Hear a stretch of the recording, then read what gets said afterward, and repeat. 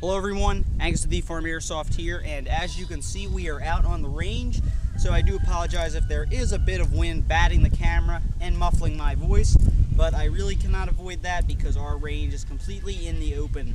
Now today, since of course we're out on the range, we have a shooting test, and today's shooting test is of G&G Armaments PM5-A5, one of their MP5 series with the folding stock, as you can see right there. Now this gun is available on airsoftstation.com for approximately $230, not including the battery. So, real quick, let's take a look at the targets and then get a little more in-depth on this shooting test.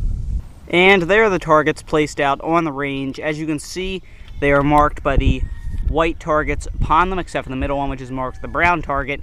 And these targets are placed at intervals of 50 feet, 75 feet, and 100 feet.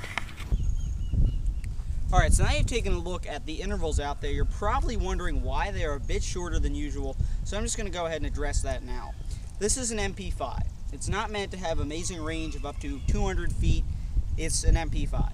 It's geared towards more CQB or urban combat, however it's still good in the field, but it's not packing this amazing range. So that's why we're just going with targets 50 to 100 foot.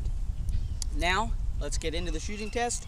Standard, couple shots on semi before shooting on full to test the accuracy on both settings and at different lengths. So, let's get into the shooting test. I have a magazine of 0.2 gram BBs. We've fronted this gun at 300-330 feet per second. Let's get to it.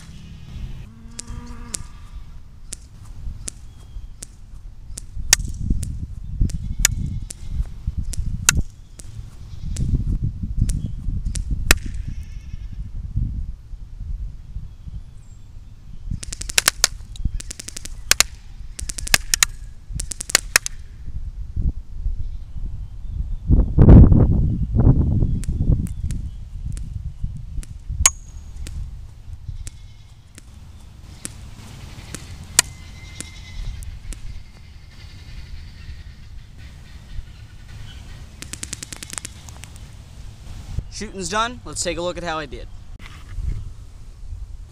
Alright, and now since we're taking a look at the results, I have moved, of course, all the targets up here this time.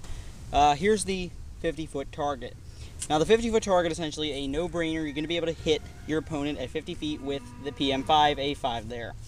Various markings all around here. Quite a few hits on semi, and also a lot of hits on fully automatic. Moving on to the 75-foot target, we are essentially seeing some excellent shooting on fully automatic. Some scarce hits with semi, but fully automatic, you're basically getting consistent accuracy with those bursts. So this guy would be hit as well. Now 100 foot is where it begins to get a bit difficult, due to the fact that this is where your range is basically tinkering out with an MP5, and you're at the maximum range, of course. Also, as I mentioned, with this wind out here, .2s are getting whipped away quite easily. That's why I had to wait a little bit before I could actually do this one. One hit on semi here, a couple on full, but they were nowhere near this vicinity. They were down in the bottom. This is because, again, it's reaching its maximum range. The BBs are dropping as our hop up is set to 0 for these shooting tests.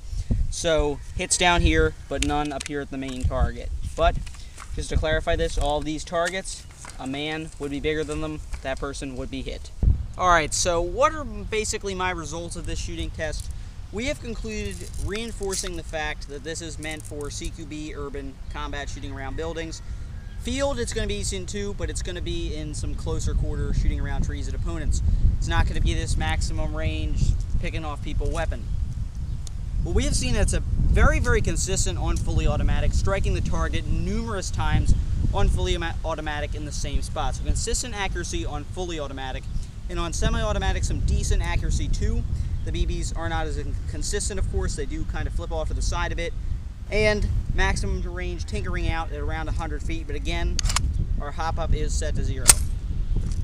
So, my final conclusion, you're going to be able to get the job done with the weapon you can hit them when they're in that close range in CQB or urban, and you can of course hit them when they're out more so 7,500 foot. Just need to adjust your hop up correctly and hopefully not have as much wind as I do. So we have seen a decent performance from G&G's PM5-A5.